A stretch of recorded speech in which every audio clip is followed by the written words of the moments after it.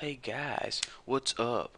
Welcome to your 11th tutorial. And in this tutorial, I'm just kidding, I'm not going to do this whole tutorial in song.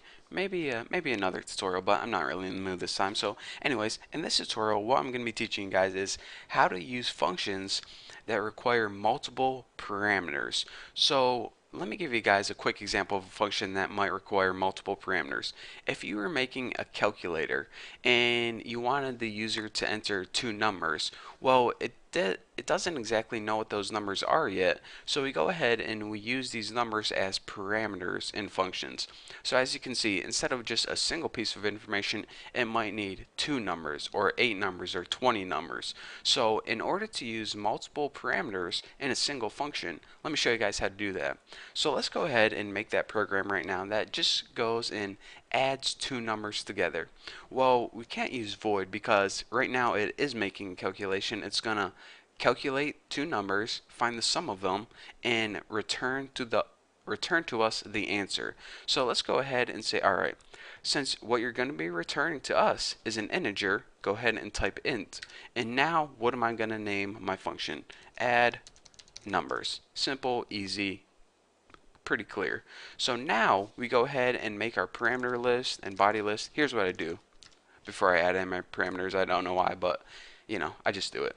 So what we want to do is we already know that we can use one parameter by setting the data type and giving it a variable name such as int x.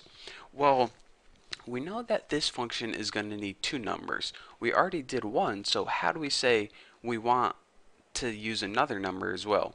Well, anytime you use more than one parameter, you have to separate it with a comma, and then you give it another piece of information that it's going to need. So it's going to need two numbers. One is going to be called x, and one is going to be called y.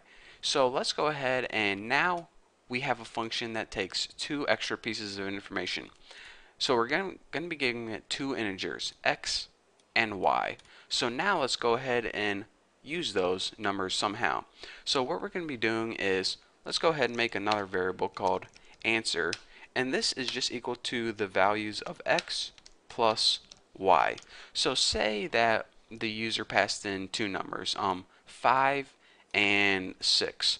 Well, what we're going to do now is say, alright, 5 equals x, 6 equals y, so answer equals 11.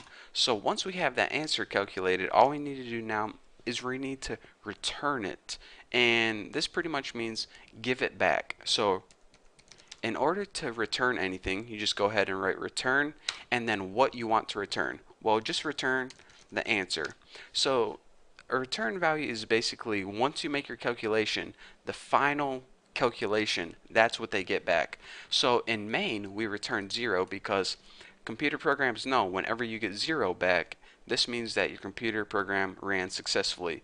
Well, for this one, we want to return the answer because that means that we calculated the answer, so that's what we're going to return back. So now, when we're using our function, we can just go ahead and print out that value using cout, and then go ahead and write add numbers, and then go ahead and write whatever numbers you want to add. And just like before, whenever we were creating our function, we had to separate these variables with a comma. Whenever we're using this function later on in our main program, we separate the values we're passing it in with a comma as well. So 43 is going to be equal to x, and 86 is going to be equal to y. So let's go ahead and build and run this and check it out. 129. Pretty cool, huh? So what happened is this. We said, alright, we want to print out the return value of this right here. So we can't just go ahead and do this because this is going to go ahead and calculate it, but it's not going to print anything out on the screen. So it actually made that calculation, but nothing's printing out. So in order to print that out, that's why we need that cout to print out the return value of this.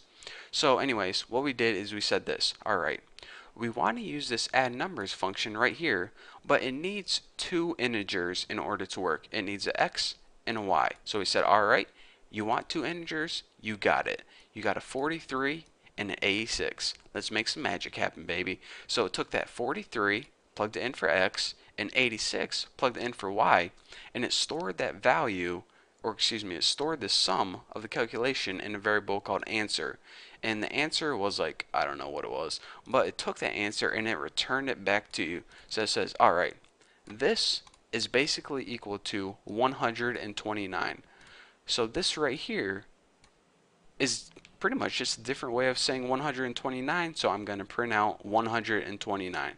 And that is how you use functions with multiple parameters. For example, if you wanted to add four numbers together, it would be the same thing. Int x, int y, int a, int b, and then you just go ahead and use those values just like before. So plus a plus b, and then later on when you needed more information, 32, 43. Again, why I'm doing this, I just want to show you guys that you're not only limited to 2 parameters, you can have as many parameters as you want. You just have to remember to separate them all with a comma. So whether it's 2, 3, or 100, remember to separate them all with a comma in here, and also when you're actually using the function out here. So now you understand the basics of what a function is and how to use multiple parameters, single parameters. You're pretty much a pro with functions now. So once you understand this, you're ready to move on to my next tutorial. So thank you guys for watching. Don't forget to subscribe, and I'll see you guys later.